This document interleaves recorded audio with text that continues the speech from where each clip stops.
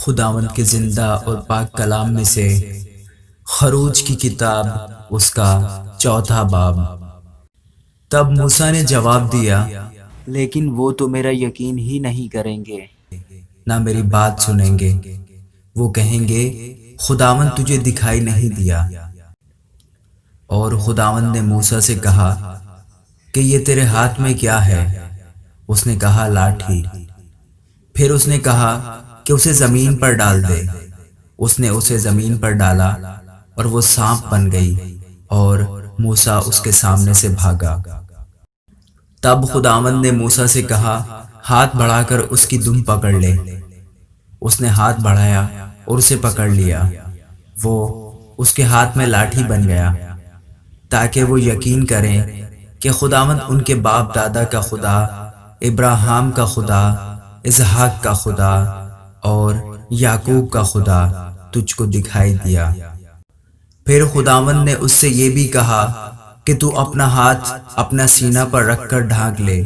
اس نے اپنا ہاتھ اپنے سینے پر رکھ کر اسے ڈھانک لیا، اور جب اس نے اسے نکال کر دیکھا تو اس کا ہاتھ کوڑ سے برف کی مانند سفید تھا۔ اس نے کہا کہ تو اپنا ہاتھ پھر اپنے سینے پر رکھ کر ڈھانک لے۔ اس نے پھر اسے سینے پر رکھ کر ڈھانک لیا۔ جب اس نے اسے سینہ پر سے باہر نکال کر دیکھا تو وہ پھر اس کے باقی جسم کی مانند ہو گیا۔ اور یوں ہوگا کہ اگر وہ تیرا یقین نہ کریں اور پہلے معجزہ کو بھی نہ مانیں تو وہ دوسرے معجزے کے سبب سے یقین کریں گے۔ اور اگر وہ ان دونوں معجزوں کے سبب سے بھی یقین نہ کریں اور تیری بات نہ سنیں تو تو دریا کا پانی لے کر خشک زمین پر چھڑک دینا، اور وہ پانی جو تو دریا سے لے گا خشک زمین پر خون ہو جائے گا۔ تب موسیٰ نے خداوند سے کہا، اے خداوند، میں فصیح نہیں، نہ تو پہلے ہی تھا اور نہ جب سے تو نے اپنے بندہ سے کلام کیا، بلکہ رک رک کر بولتا ہوں اور میری زبان کند ہے۔ تب خداوند نے اسے کہا کہ آدمی کا منہ کس نے بنایا ہے؟ اور کون گونگا یا بہرا یا بینا یا اندھا کرتا ہے؟ کیا میں ہی جو خداوند ہوں یہ نہیں کرتا؟ سو اب تو جا، اور میں تیری زبان کا ذمہ لیتا ہوں اور تجھے سکھاتا رہوں گا کہ تو کیا کیا کہے۔ تب اس نے کہا کہ اے خداوند، میں تیری منت کرتا ہوں، کسی اور کے ہاتھ سے جسے تو چاہے یہ پیغام بھیج۔ تب خداوند کا قہر موسیٰ پر بھڑکا، اور اس نے کہا، کیا لاویوں میں سے ہارون تیرا بھائی نہیں ہے؟ میں جانتا ہوں کہ وہ فصیح ہے، اور وہ تیری ملاقات کو آ بھی رہا ہے اور تجھے دیکھ کر دل میں خوش ہوگا۔ سو تو اسے سب کچھ بتانا اور یہ سب باتیں اسے سکھانا، اور میں تیری اور اس کی زبان کا ذمہ لیتا ہوں اور تم کو سکھاتا رہوں گا کہ تم کیا کیا کرو۔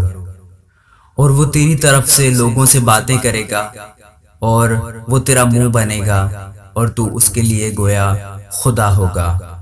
اور تو اس لاٹھی کو اپنے ہاتھ میں لیے جا اور اسی سے ان معجزوں کو دکھانا۔ تب موسیٰ لوٹ کر اپنے خسر یترو کے پاس گیا اور اسے کہا کہ مجھے ذرا اجازت دے کہ میں اپنے بھائیوں کے پاس جو مصر میں ہیں جاؤں اور دیکھوں کہ وہ اب تک جیتے ہیں کہ نہیں۔ یترو نے موسیٰ سے کہا، سلامت جا۔ اور خداوند نے مدیان میں موسیٰ سے کہا کہ مصر کو لوٹ جا، کیونکہ وہ سب جو تیری جان کے خواہاں تھے مر گئے۔ تب موسیٰ اپنی بیوی اور اپنے بیٹوں کو لے کر اور ان کو ایک گدھے پر چڑھا کر مصر کو لوٹا، اور موسیٰ نے خدا کی لاٹھی اپنے ہاتھ میں لے لی۔ اور خداوند نے موسیٰ سے کہا کہ جب تو مصر میں پہنچے تو دیکھ وہ سب کرامات جو میں نے تیرے ہاتھ میں رکھی ہیں فرعون کے آگے دکھانا، لیکن میں اس کے دل کو سخت کروں گا اور وہ ان لوگوں کو جانے نہیں دے گا۔ اور تو فرعون سے کہنا کہ خداوند یوں فرماتا ہے کہ اسرائیل میرا بیٹا بلکہ میرا پہلوٹا ہے، اور میں تجھے کہہ چکا ہوں کہ میرے بیٹے کو جانے دے تاکہ وہ میری عبادت کرے، اور تو نے اب تک اسے جانے دینے سے انکار کیا ہے۔ سو دیکھ، میں تیرے بیٹے کو بلکہ تیرے پہلوٹے کو مار ڈالوں گا، اور راستہ میں منزل پر خداوند اسے ملا اور چاہا کہ اسے مار ڈالے۔ تب صفورہ نے چکمک کا ایک پتھر لے کر اپنے بیٹے کی کھلڑی کاٹ ڈالی اور اسے موسیٰ کے پاؤں پر پھینک کر کہا، تو بے شک میرے لیے خونی دلہا ٹھہرا۔ تب اس نے اسے چھوڑ دیا، پس اس نے کہا کہ ختنہ کے سبب سے تو خونی دلہا ہے۔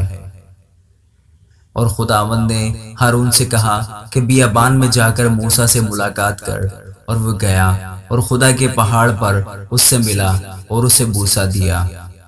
اور موسیٰ نے ہارون کو بتایا کہ خدا نے کیا کیا باتیں کہہ کر اسے بھیجا اور کون کون سے معجزے دکھانے کا اسے حکم دیا ہے۔ تب موسیٰ اور ہارون نے جا کر بنی اسرائیل کے سب بزرگوں کو ایک جگہ جمع کیا، اور ہارون نے سب باتیں جو خداوند نے موسیٰ سے کہی تھیں ان کو بتائیں اور لوگوں کے سامنے معجزے کیے۔ تب لوگوں نے ان کا یقین کیا، اور یہ سن کر کہ خداوند نے بنی اسرائیل کی خبر لی اور ان کے دکھوں پر نظر کی، انہوں نے اپنے سر جھکا کر سجدہ کیا۔ آمین۔